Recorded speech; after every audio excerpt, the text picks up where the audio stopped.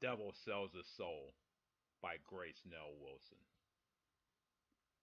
Mr. Beazle looked more like Mr. James Bond than Bond. James Bond himself, but not as devilish.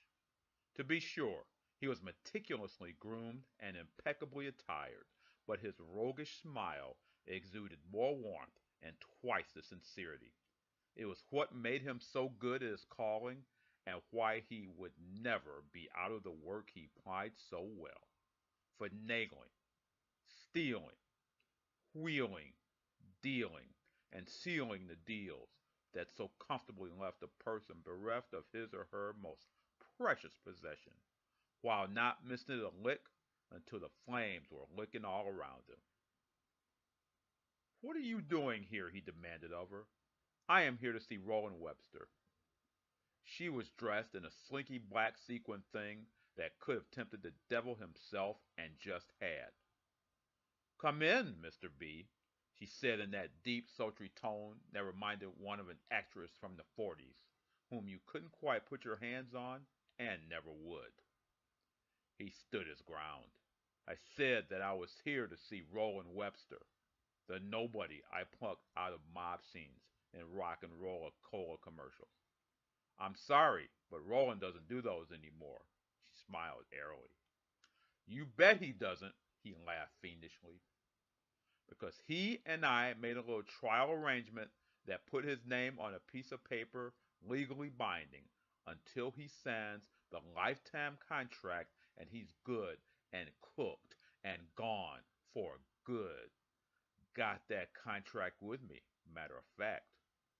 He reached into his inside jacket pocket with an actor's stage flair, but withdrew nothing. She shook her head. "Roland only does A pictures now, will never sip of rock and roll again, and is about to marry me, the girl from nowhere, who spurned the same sort of agreement from you and struck out on her own and has never looked back. You were just lucky," he sneered. "Besides, I would have put you at the top sooner. Wouldn't have been the same.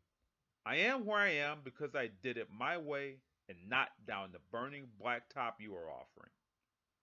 He was getting weary already. She had bested him once, not that long ago, and he didn't seem up to rubbing old wounds. "May I come in?" he asked civilly. "Sure. I was expecting you to pay Roland a visit." He stepped inside. Like I said, he was supposed to sign the final papers. Stardom was just a tease. Marrying you was the real prize. She watched him drop into the plush bobble cushions. He looked as eternally youthful as he had before, only more world-weary. It was as though something had been eating away at him since she had last seen him.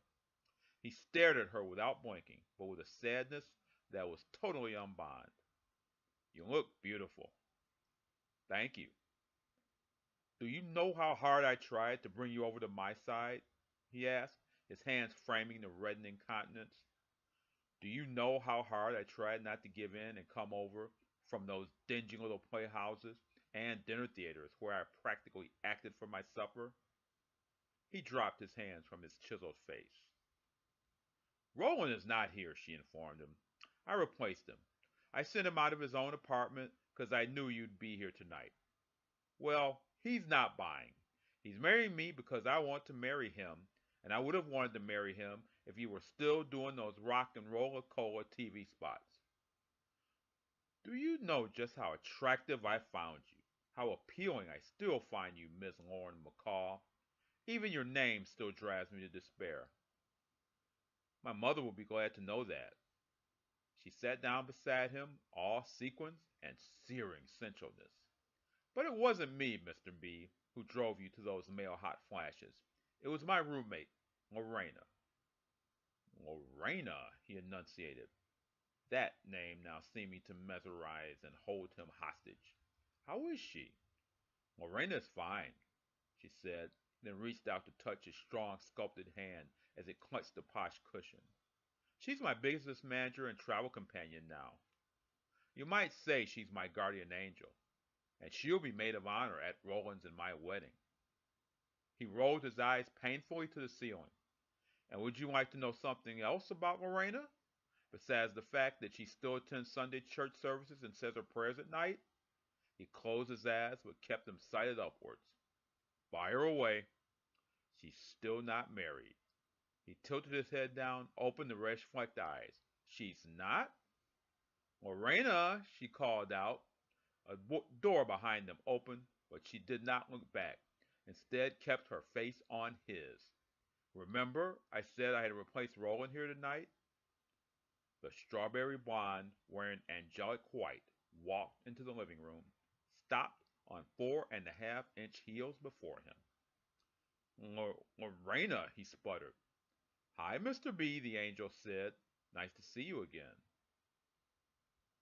She was holding some kind of legal document in her slender hands. What's what's that? He asked in evident discomfort. It's got your name on it, sir. My name? But what is it? Well, Lauren and I thought you'd been with your company long enough. My company? Of reprobates and renegades. It's time you crossed over. She handed him the document and a gold fountain pen. It's a quit statement, Mr. Beazle. Sign it, and Lauren and I make it a double wedding. In a church? She nodded. In a church. But what will people say? The hell with them, Mr. B. Sign, chimed Lauren.